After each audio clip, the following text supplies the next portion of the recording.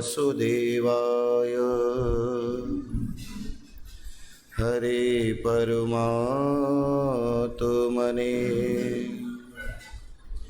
प्रणतक्लेशनाशाय गोविन्दाय नमो नमः।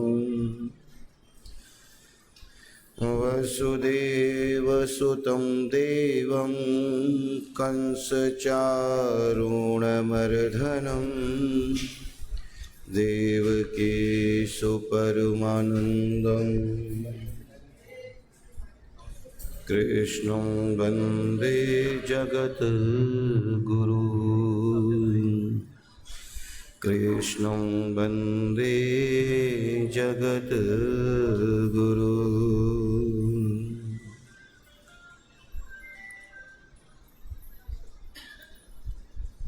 जय जय जय राधा रमण, जय जय नवल,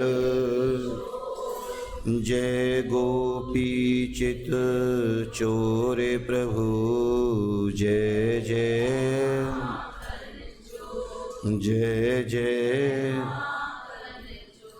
इन चरणों में राखियो सुनियो कृपा, ज्ञान भक्ति मोहि दीजियो, दियो दया को दियो दया। चलो सखी देश में जहाँ बसे ब्रजराज, दधु बेचे दर्शन करें सखी एक पंथ दो का। श्री वृंदावन बांके बिहारी श्री राधिका रानी की, श्री सच्चिदानंद भगवान की। आए हुए समस्त भाई बंधु इष्ट मित्र सखा, मातृशक्ति जिनके हृदय में विराजित साक्षात गोविंद, सभी प्रभु प्रेमियों को जय श्री कृष्ण, जय श्री कृष्ण, जय श्री कृष्ण।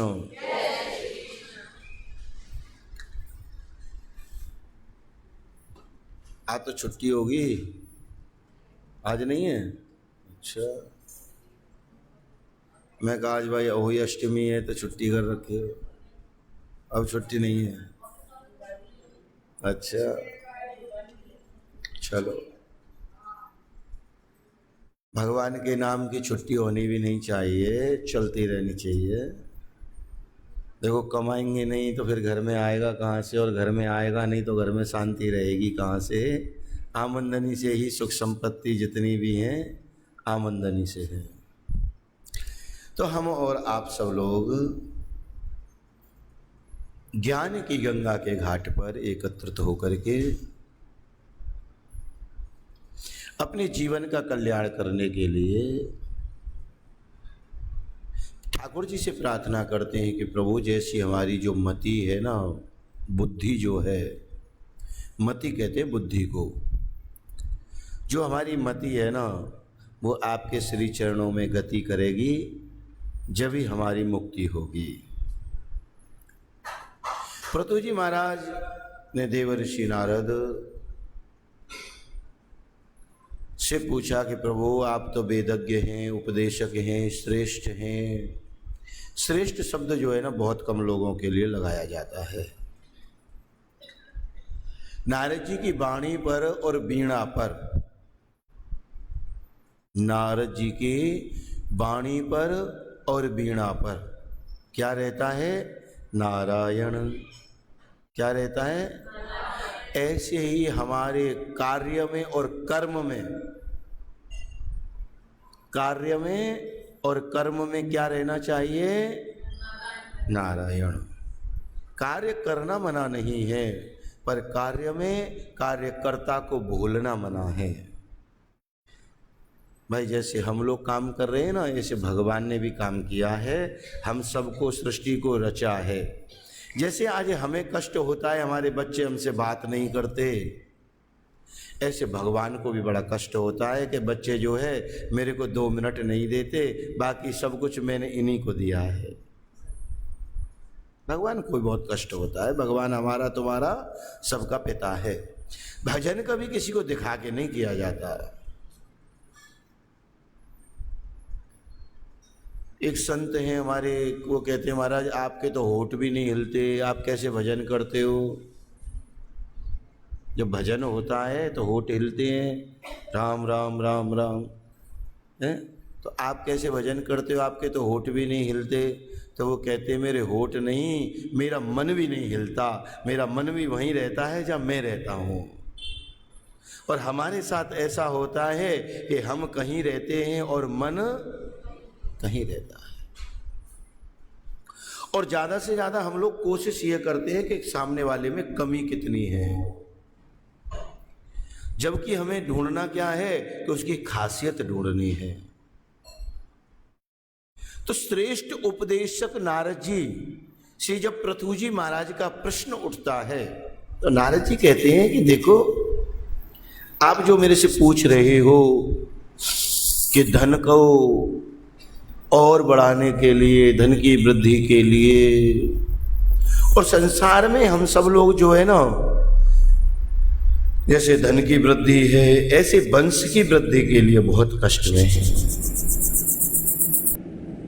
अच्छा ये सब लोग भी जानते हैं कि वंश की जो वृद्धि है उसके लिए हम कष्ट में तो हैं, पर वंश वृद्धि होने के बाद में भी हम लोग सुखी नहीं हैं। एक महात्मा है, और महात्मा पता है कैसा है? जैसे जैन होते हैं, दिगंबर भेष का। और जब दिगंबर भेष वाला महात्मा है ना, अब उसने क्या देखा महाराज, जब तक तो वो भगवान का भजन करता है, और जब भगवान का भजन करता है तब उसने वहां से रास्ते से किसी को निकलते हुए देखा। तो रास्ते से निकलते हुए देखा तो वो क्या था ना, वो मंदिर जा रहा था। तो उसने ऊपर तो कुछ नहीं पहन रखा था, जनेऊ धारण था, पर नीचे जो है ना धोती पहन रखी थी। अब वो जो भिखारी है, जो महात्मा बन रहा है ना, भिखारी है, अब वो भिखारी क्या कहता है कि भैया मेरे पे धोती नहीं है, मुझे धोती दे दे। अब उसने देखा ये दिगंबर है, यहाँ से लोग मंदिर भी जाते हैं, सब कुछ करते हैं, इसे एक धोती दे देता हूँ। मंदिर जाने वाले ने क्या किया, उसे एक धोती दे दी कि ले बाबा इसे पहन ले। अब थोड़े से समय बाद क्या देखा कि उसने एक आदमी को धोती कुर्ते दोनों में देखा। तो वो क्या कहता है कि भाई एक काम कर, मुझे कुर्ता भी दे दे। अब उसने धोती भी ले ली, कुर्ता भी ले लिया, और दोनों धोती कुर्ते हो गए। और थोड़े से समय बाद क्या देखा कि धोती कुर्ते तो हैं, पर इनकी जेब में हाथ डाल के देखा तो ये खाली हैं, इसमें तो कुछ है ही नहीं। फिर किसी से कहा भैया कुछ तो दे दे, जैसे मांगने के लिए लोग मांगते हैं। अब उसने मांग मांग करके 10-20 हजार रुपये भी इकट्ठे कर लिए। अब जब 10-20 हजार इकट्ठे हो गए तो उसके मन में क्या आया कि अब तक तो मैं बाहर सोता था, अब ये 20 हजार रुपये ने कोई ले जाएगा भैया, तो इसके रहने के लिए कम से कम सिक्योरिटी भी तो चाहिए, तो एक झोंपड़ी बना लूं। अब वो झोंपड़ी भी बन गई। अब कुछ समय बाद में क्या देखा कि जब झोंपड़ी तैयार हुई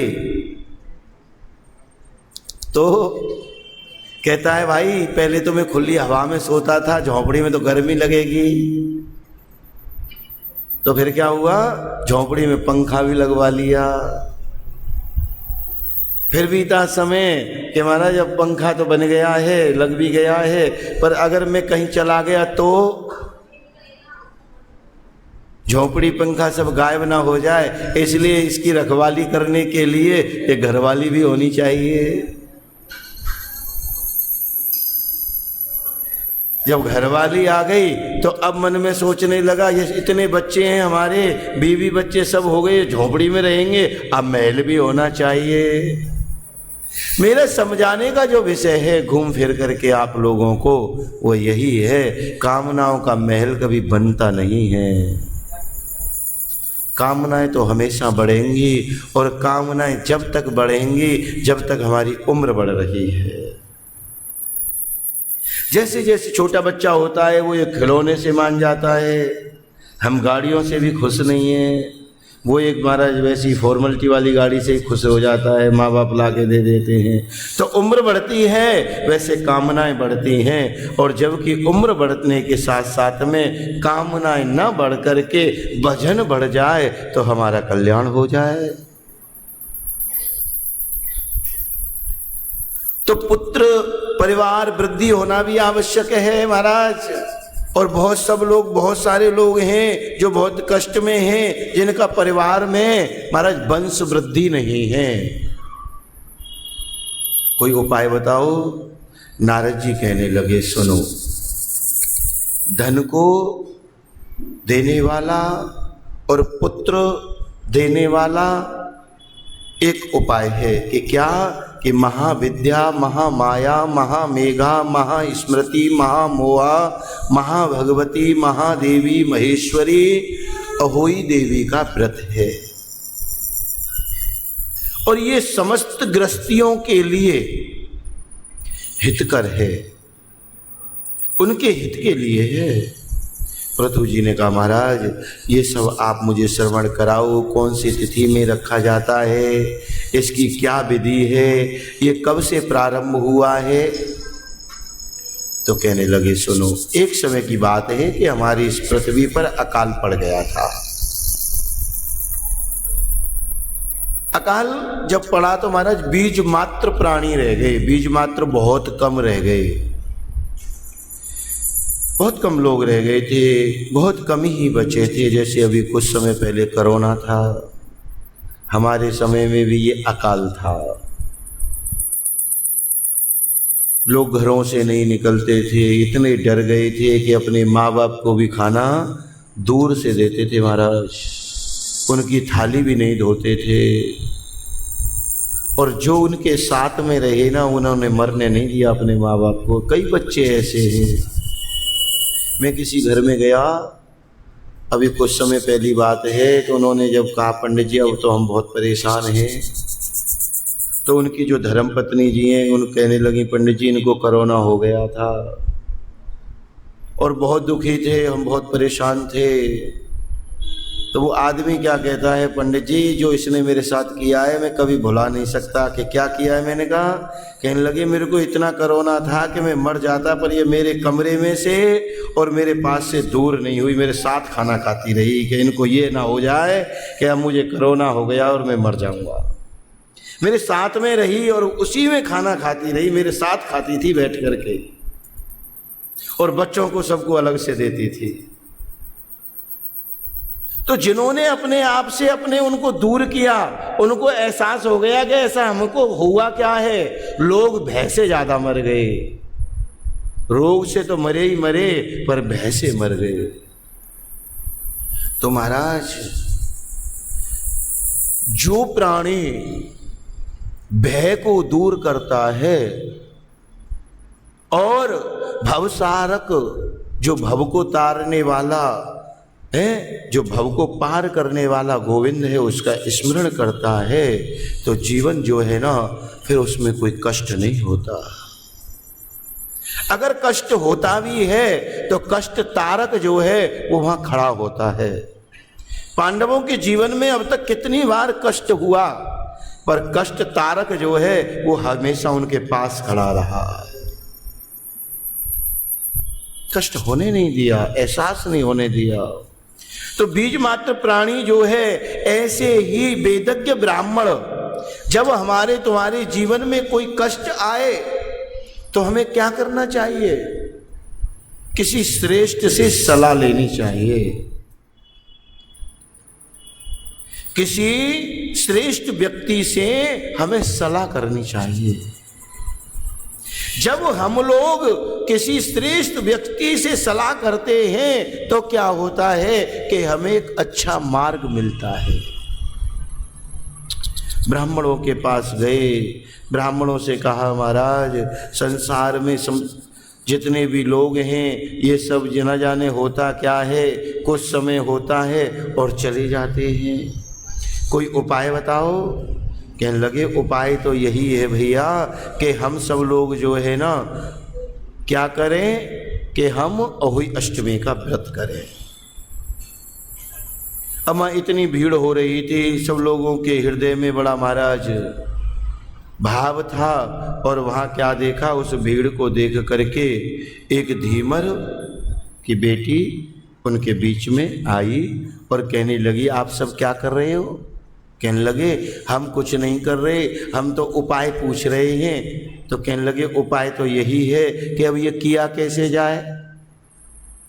तो ये व्रत होता है ना, ये अहोई का, ये तारों की छाव में होता है। कुछ लोगों के यहाँ सप्तमी होती है, कुछ के यहाँ अष्टमी होती है, पर व्रत तारों की छाव में खोला जाता है। कोई भी व्रत होता है उसमें वो व्रत हमें बताता है कि अपना जो भी हमारा बनाया हुआ, हमारा दिया हुआ, हमारा संकल्पित जो वस्तु है वो सबसे पहले तो हो सके तो हमें अपने बुजुर्गों को देनी चाहिए। कम से कम रोज नहीं तो किसी व्रत के बहाने से अपने बुजुर्गों के पैर छू लेने चाहिए। ऐसे नहीं छूते तो भाई व्रत के बहाने से छू लो कि आज मम्मी जी मेरा व्रत है, आपके लिए ये है, और पैर छू लो। नियम तो ये कहता है कि हमें अपने बुजुर्गों के नित्य प्रति पैर छूने चाहिए, पर हमारी हिंदू संस्कृति जो है हमें ये सिखाती है कि अगर रोज नहीं तो भैया साल में 2, 4, 5 बार तो छू लेने ही चाहिए। ऐसा तो आवश्यक है। तो जो हमारे से संकल्पित वस्तु है हमें क्या करना चाहिए, वो अपने बुजुर्गों को देनी चाहिए। अगर हमसे बुजुर्ग दूर हैं तो हमें क्या करना चाहिए कि वही वस्तु जो है ब्राह्मणों को देनी चाहिए। हम सब लोग चाहे ब्राह्मण हो, चाहे क्षत्रिय हो, चाहे वैश्य हो, चाहे शूद्र हो, कोई भी अपने धर्म पर नहीं रहा। ब्राह्मण जो है वो अपने धर्म पर नहीं रहे, क्षत्रिय हैं वो अपने धर्म पर नहीं है।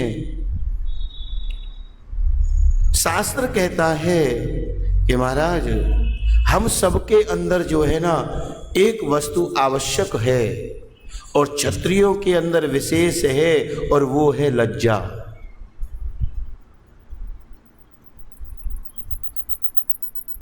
कि हम जिस लिए बने हैं, जैसे आपने सुना होगा मुसलमान होते हैं चाहे कोई कितना भी अनपढ़ क्यों ना हो, पर वो अपना जो पाठ है ना जिस भी भाषा में है उनका वो उसे करते हैं। और भी हमारे जितने भी हैं, जिसको क्रिश्चियन कहते हैं, क्या कहते हैं, हाँ ईसाई, और ईसाई भी अपनी भाषा में अपना पाठ करते हैं चाहे वो कितने भी अनपढ़ क्यों ना हो।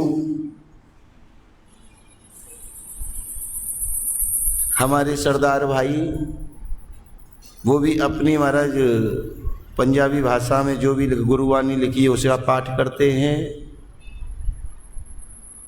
चाहे वो कितना भी अनपढ़ क्यों ना हो।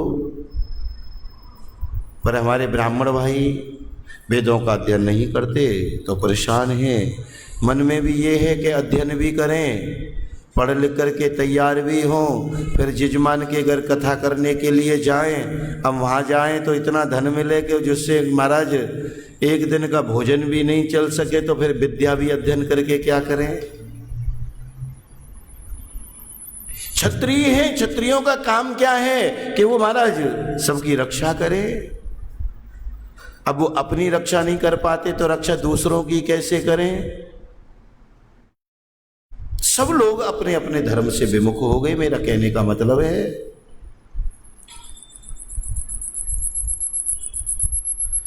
तो महाराज ऐसा कुछ बताओ जिससे हम सब लोग जो है ना अपने धर्म पर रहें, अकाल मृत्यु से दूर हो जाएं।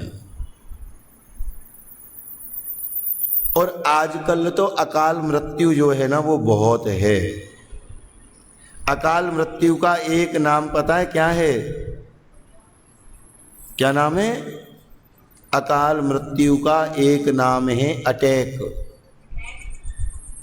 क्या नाम है उसका? पता नहीं है कौन से राजा का कब किसके ऊपर अटैक हो जाए।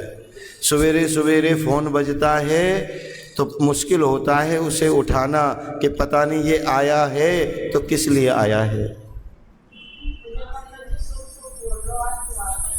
तो अकाल मृत्यु जो है इसका जो निवारण है वो क्या है? वो भगवान के श्री चरणों का जल है। क्या है? क्या है? जल है। जैसे हम लोग चरणामृत लेते हैं ना, अकाल मृत्यु हरणम, भगवान के चरणों का जो जल है उस अकाल मृत्यु का भी हरण करता है, उसे दूर करता है। तो हम लोगों को क्या करना चाहिए कि नित्य प्रति भगवान के श्री चरणों का जो जल है उसका पान करना चाहिए, रोज करना चाहिए, ये आवश्यक है। अच्छा, जो ये व्रत है इसे कोई भी कर सकता है और व्रत का जो नियम है वो तारों की छाव में है। नारद जी कहते हैं कि मैंने तुमसे अहोई अष्टमी के जन्म के बारे में और जिन माता और बहनों के कोई बालक नहीं है, बहुत परेशान हैं, सब जगह से हमने उपाय कराया है, कोई उपाय कामयाब नहीं है, तो एक उपाय जो है मैं आपको बताता हूं, आप लोग उपाय करेंगे कि पति पत्नी दोनों की दोनों, आपने गोवर्धन वृंदावन देखा ही है, आज रात्रि 12 बजे उसमें स्नान होता है। पति पत्नी दोनों अगर राधा कुंड जाएं और उसमें स्नान करें, वस्त्र सहित एक फल उसमें अर्पण करें और ठाकुर जी से प्रार्थना करें, तो ये परम सत्य है, ये बताई हुई बात नहीं है, ये सत्य बात है कि जो आज तक वहाँ गया है उसकी कभी कोई बात अधूरी रही ही नहीं है। वो बात ठाकुर जी ने अवश्य पूरी की है। तुम लोग सुनते भी हो, कोई भी अगर लेखक है ना, कोई कवि है ना, अगर किसी चीज को लिखता है तो पहले वो बहुत सोचता है। तो किसी कवि ने ये लिखा है, ये सोच करके लिखा है क्या कि दुनिया के सताए लोग यहाँ सीने से लगाए जाते हैं, दरबार में बंसी वाले के दुख दर्द मिटाए जाते। जिसने भी लिखा है बड़ा सोच के लिखा है, जो जाता है उसका ये दुख, ये दर्द हमेशा के लिए दूर हो जाता है। कि महाराज अब वेद तो रहे नहीं, अब कैसे पढ़ें, अब ये ज्ञान कैसे मिले। आप लोगों ने कथा सुनी है, अब घड़ी जो है ना, मैं कितनी भी कथा को शॉर्ट करता हूँ घुमा फिरा करके, पर घड़ी जो मेरे से भी तेज चलती है। और आज तो मैंने अपने अलार्म को सोते सोते 3 बार बंद कर दिया। मैं कहा पता नहीं क्यों ये बड़ी जल्दी जल्दी बज रहा है, रात पूरी खत्म नहीं हो गई, पता भी नहीं लगा। तो जीवन जो है उसका पता ही नहीं लग रहा, वो बीत कैसे रहा है। तो ऐसे महाराज कहने लगे, एकाग्रत होकर के सुनो। प्राचीन काल में एक शंखासुर नामक समुद्र का बहुत बड़ा पुत्र था, बहुत बलवान था वो।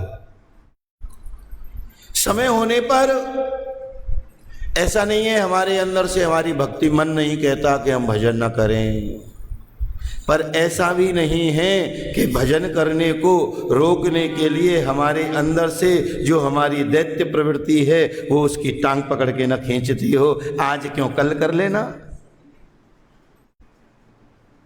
दोनों ही हमारे अंदर हैं, देव प्रवृत्ति भी है, दैत्य प्रवृत्ति भी है, दोनों हमारे ही अंदर हैं।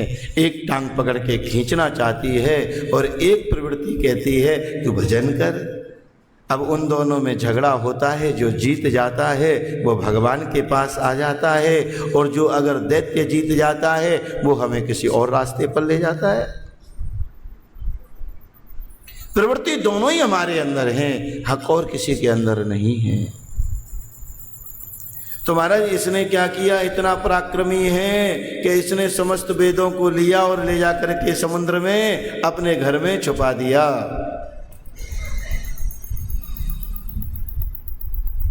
हम सब लोग वेदहीन हो गए, और सबसे ज्यादा जो है ना धन अगर कुछ है तो वो ज्ञान है। जिसको ज्ञान होता है ना वो संसार के समस्त कष्टों को क्या करता है, वो ज्ञान से दूर कर देता है। कष्ट दूर होता है। कष्ट का मतलब क्या होता है, कष्ट का मतलब होता है अज्ञान, और कष्ट दूर होने का मतलब होता है ज्ञान है, और कष्ट होने का मतलब होता है अज्ञान। बस ये दो ही कष्ट हैं जीवन में। जिसको ज्ञान है वो ये सोचता है कि मेरे कर्म का है, मैंने कभी किया होगा, उसका भुगतान है, मैं ठाकुर जी का शुक्रिया अदा करता हूँ कि मुझे बहुत कम हुआ है, होना तो बहुत ज़्यादा चाहिए था। और जो अज्ञानी है वो कहता है मैं तो पूजा इतनी करता हूँ, मेरे साथ ऐसा हुआ क्यों, वो उसमें रोता है। फर्क सिर्फ इतना है कि महाराज ज्ञान से वो दूर हो जाता है, अज्ञान से वो डूब जाता है। तो महाराज यहाँ सब देवता भगवान के पास गए, भगवान से कहने लगे, तो भगवान ने क्या किया है, वेदों को लाने के लिए किसका अवतार धारण किया, भगवान ने मत्स्य अवतार धारण किया, मछली का अवतार धारण किया था। और जब बड़े होते गए सब लोगों ने कथा श्रवण की हुई है। तो महाराज पहले अंजलि में है, अंजलि से कमंडल में, कमंडल से समुद्र में, और जब सब कुछ सूख गया कहा भैया अब तो वेदों को ले लो देवताओं। भगवान ने हमेशा अपने भक्तों की सेवा की है, भगवान ने हमेशा अपने भक्तों की पुकार को सुना है। पर भक्त कैसे हैं कि महाराज भगवान को श्रवण करने में कष्ट करते हैं, भजन तो करते हैं पर महाराज बहुत कष्ट के साथ करते हैं। हमारा जीवन जो है ऐसे ही बीता जा रहा है। कैसे बीता जा रहा है, ऐसे ही बीता जा रहा है। बार बार एक ही कथा आती है, घूम घूम करके जितना हो सके उतना भगवान का स्मरण करो। मंदिर में कोई विशेष जरूरी नहीं मंदिर में आने से भजन होता हो, ऐसा नहीं है कि घर में भजन नहीं हो सकता, काम में भजन नहीं हो सकता, कारोबार में नहीं हो सकता, भजन कहीं भी हो सकता है। हमारा जीवन अनमोल है। नारद जी कहते हैं इसका मोल मत करो, और हम लोग किस में लगे हैं, उसके मोल में लगे हैं कि इसका मोल क्या है। तो जीवन में सभी लोग ये याद करो कि महाराज हमारा जीवन जो है वो अनमोल है, और अनमोल को हम सब लोगों को क्या करना है। कथा कहती है कि हम सब लोगों को नित्य प्रति जगन्नाथ प्रभु को, किसको, जगन्नाथ प्रभु को स्मरण करना चाहिए। पृथ्वी पर अगर कुछ श्रेष्ठ है तो दो देवता जो है ना वो साक्षात हैं महाराज। एक तिरुपति बालाजी श्रेष्ठ हैं, साक्षात हैं पृथ्वी पर, और एक गोवर्धन महाराज साक्षात हैं, और दूसरा भगवान से मिलाने के लिए जो है ना हनुमान जी तो आपके पास हैं। हर किसी को नित्य प्रति हनुमान चालीसा का पाठ करना। जैसे माताएं घर से आती हैं, घर दूर हैं सबके, तो क्या करना चाहिए कि मंदिर आते वक्त सबको अपने घर से जैसे ही निकलें, सब एक जगह इकट्ठी होती हैं, कोई कहीं से कोई कहीं से, तो वहाँ से और मंदिर तक क्या करना चाहिए? बातें नहीं करनी चाहिए। अरे मैं तो सुबह जल्दी जगी थी, देर में जगी थी, ये सब बातें बाद की हैं। मैं चाय बना के आई हूँ, मैं बर्तन धो के आई हूँ, ये सब बातें बाद की हैं। सबको क्या करना चाहिए? हनुमान चालीसा का गुनगुनाते हुए, पाठ करते हुए यहाँ तक आना चाहिए। जो वहाँ से हनुमान जी का नाम लेके यहाँ तक आएगा और हनुमान जी क्या करेंगे? उसे यहाँ से वहाँ उनके चरणों में लगा देंगे। बातों को दूर करके और भगवान का पाठ करना चाहिए। यही हमारे जीवन का मुख्य उद्देश्य है। बांके बिहारी लाल की।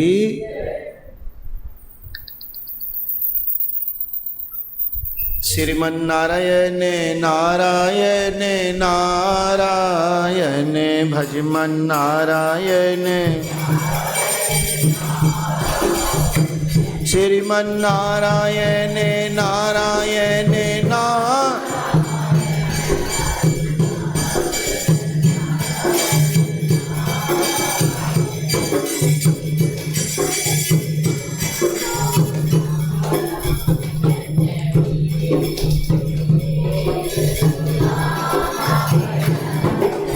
रोचे रोचे भोगे लगायो नारायण भजमन नारायण, गजे ओरे एवा त्याजो साग बिधोरे घरे,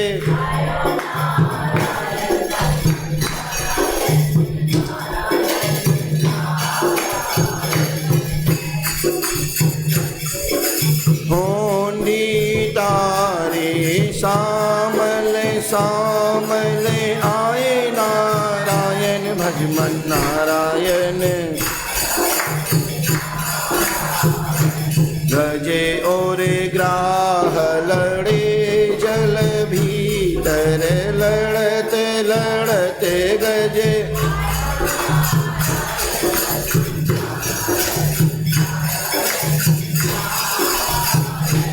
इंद्र कोप भयो ब्रज ऊपर बरसत,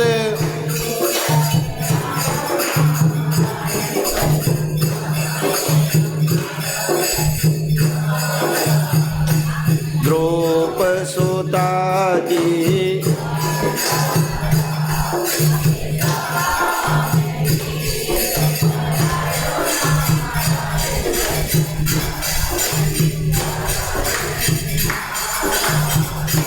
श्रीमन्नारायण नारायण नारायण हरि,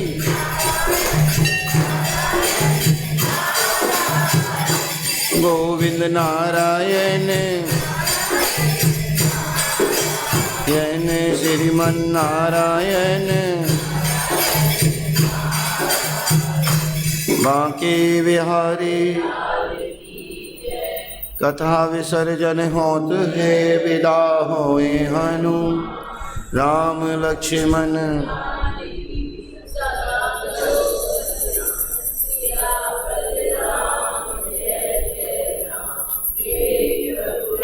जोड़ते बोलो करो सवेरे सवेरे, थोड़ा बोला करो। तुम सब लोग हैं आलस्य में बैठे रहते हो, बताओ। कथा विसर्जन होते विदा होए हनुमान राम लक्ष्मण जानकी, सदा करो कल्याण सियावर रामचंद्र की जय। तिथिवारम च नक्षत्रम योगन करणम एव च पंचांग सुनिए नित्यम, गंगा स्नानम फलम भवे।